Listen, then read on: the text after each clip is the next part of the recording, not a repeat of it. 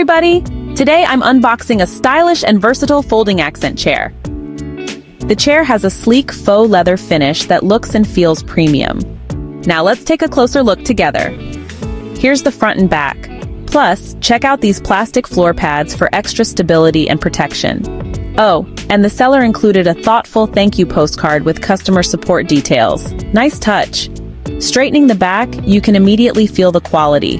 The faux leather texture is so soft and smooth, yet it has a firm elasticity that makes it really comfortable to sit on. Now let's test out its portability. Grabbing the handle at the back, I can easily carry it with one hand. It's lightweight yet sturdy, which makes moving it around effortless. Placing it down, I get ready for a relaxing reading session. Now, I'll unfold the legs to transform it into a full-size chair. The process is smooth and effortless, and adding the plastic pads gives extra grip and floor protection. By the handle and setting it up for a quick reading session. Whether you're at home or on the go, this chair is easy to move and store. The 108 degrees reclining angle supports my back perfectly, letting me lean back comfortably without feeling stiff. This design helps relieve pressure points, making long sitting sessions much more enjoyable.